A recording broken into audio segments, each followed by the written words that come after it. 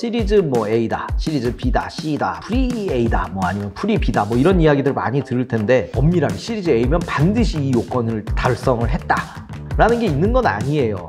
이 라운드 때 투자자들은 어떤 문제의식 가진 분이네, 어떤 분야에 뛰어들겠네, 이런 아이디어가 있겠네 라는 거를 보고 투자를 결정하는 그런 단계입니다. 이어서 시리즈 A 단계라고 하면 이제 그 문제의식이 좀 이제 구체화가 된 거예요. 그리고 시리즈 B 같은 경우에는 회사와 경영 전략을 이제 확인을 하고 그거에 대해서 이제 좀 평가를 하면서, 그러면 이어서 자연스럽게 시리즈 C는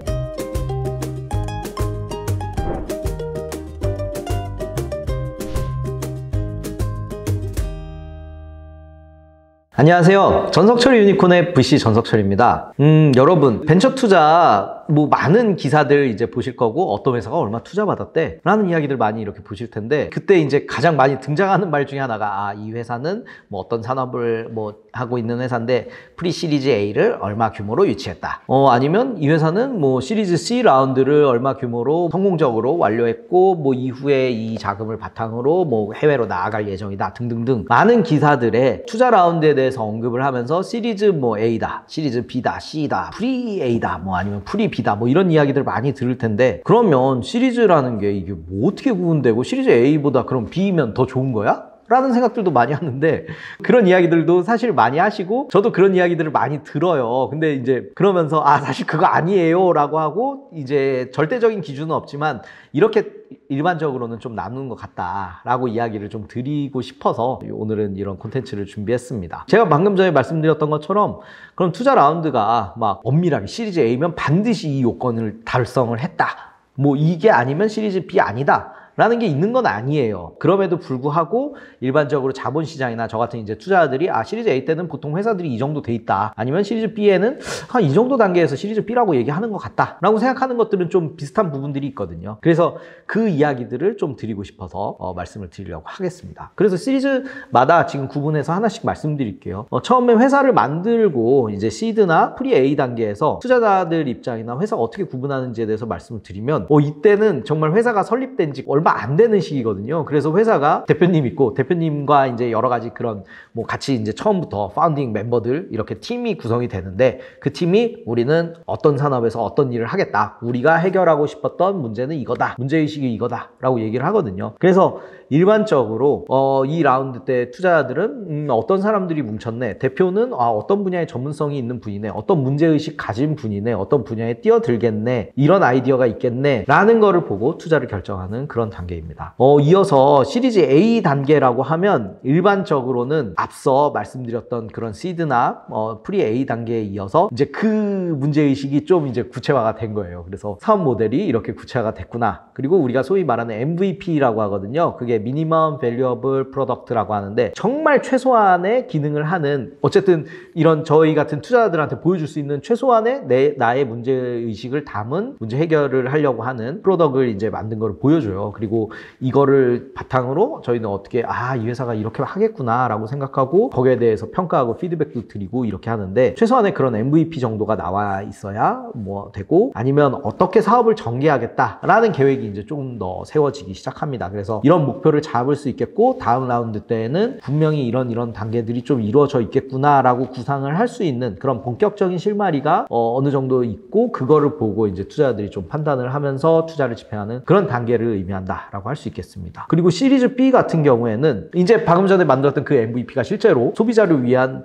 뭐 제품으로 만들어져서 실제로 쓰는 유저들이 이미 있어요. 그리고 그 유저들이 제품이나 아니면 서비스에 대해서 어떻게 평가하는지도 실제로 이제 정보를 취득할 수 있는 그런 상태에서 이제 회사와 경영 전략을 이제 확인을 하고, 그거에 대해서 이제 좀 평가를 하면서 그러면 이 제품이나 이 서비스가 이 대중들한테 아니면 매스 유저로 어떻게 확대가 될 수 있겠구나, 아니면 확대가 되려면 이 자금이 들어가서 어떻게 하면 되겠다 라는 그런 계획이 좀 설 수 있는 그런 단계라고 할 수 있겠습니다.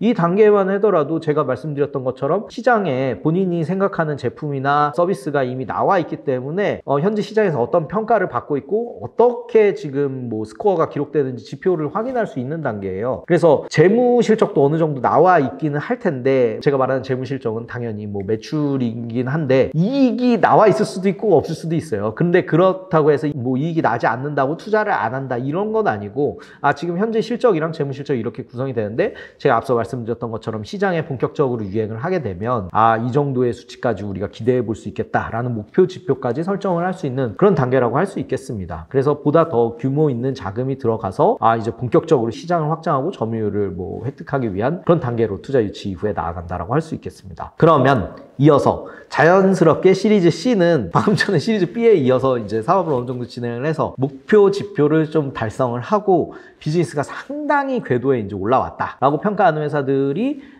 일반적으로 진행하는 게 대부분이고요. 속해 있는 산업이나 시장에서 이미 주요 플레이어로 점유율을 어느 정도 확보한 상태에서 해당 라운드 진행한다라고 보시면 좋겠습니다. 그래서 시리즈 C에 돌입하는 회사들 여러분들 일반적으로 이렇게 기사나 이렇게 소식을 보면 대부분 다들 이제 시장에서 접하고 이미 유행을 어느 정도 하고 있기 때문에 다 아는 회사들이 대부분이에요. 그래서 이제 어느 정도 이 시리즈 C 이상의 이제 단계에서는 해당 시장에서 분명한 이제 플레이어로 자리 잡았기 때문에 앞으로 그럼 투자 유치 이후에 새로운 제품을 낼 것인가 아니면 새로운 시장을 개척할 것인가 등등등 어떻게 더 확장을 이어나갈 수 있는지에 대해서도 이제 큰 규모로 평가를 하고 그래서 가치평가나 그런 모델링도 좀 정교하게 이루어지면서 상장 시장에도 어느 정도 트라이를 할 수 있는 그런 단계라고 볼 수 있겠습니다. 그래서 해당 단계 이후에는 IPO 언제 계획하고 있다 아니면 언제 어떤 가치로 IPO를 목표하고 있기 때문에 이런 실적을 달성을 꼭 할 거다 라는 등등의 좀 더 구체화되고 그런 우리가 상장시장에서 획득할 수 있는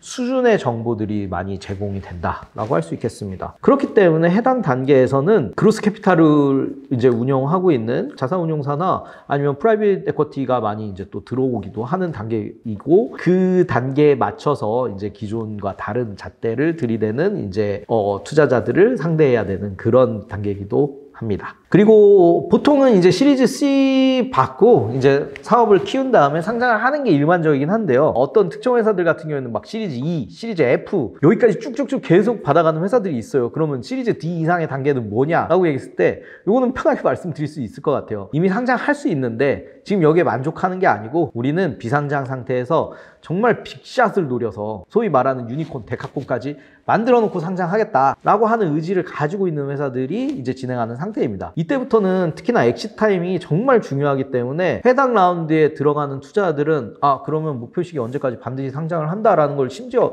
계약서에다 딱 박아놓고 그게 이행되지 않았을 때 주식을 어떻게 할 거에 등등에 대한 옵션들도 달아놓는 상태라서 어떻게 보면 매우 손 떨리는 단계다라고 할 수 있겠는데 결국에는 일정 요건에 달성했을 때 상장을 할 거냐 아니면 나는 방금 전에 말한 것처럼 더 회사를 정말 키워서 훨씬 높은 가치로 나는 상장 시장 때 진입해보겠다라고 하느냐는 경영진의 판단이기 때문에 이게 반드시 이루어지는 라운드다라고 절대 얘기할 수 없겠습니다. 그리고 제가 앞서서 말씀드렸던 것처럼 그러면 시리즈 D 한 회사는 시리즈 C 회사보다 훨씬 좋은 거예요? 라고 했을 때 결코 좋다라고 할 수도 없고 정답도 아니다. 다만 선택사항이기 때문에 경영진의 가치 판단에 의해서 어떤 선택을 할 거냐에 따라 각자의 영역으로 가는 단계다. 라고 말씀을 드릴 수 있겠습니다. 그래서 제가 방금 전에 말씀드린 거에서 이어서 또 말씀을 드리면 각 라운드의 이제 시리즈에 대한 특성에 대해서도 말씀을 드렸는데 그렇게 사업을 하면서 외부 자본을 받는 게 필요한 경우가 많이 있죠. 그렇기 때문에 이렇게 투자 유치를 하는데 소위 요새 말하는 부트스트래핑이라고 하죠. 투자 자금 안 받고 나는 내 회사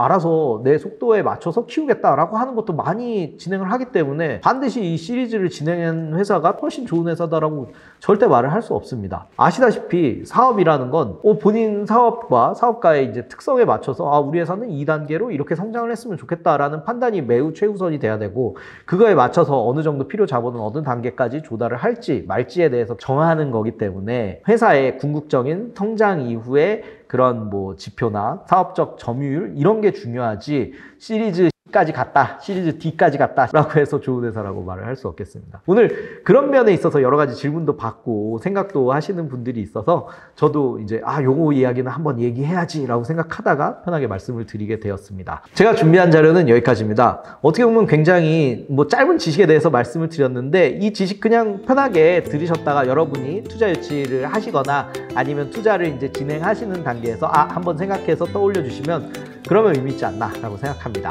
감사합니다.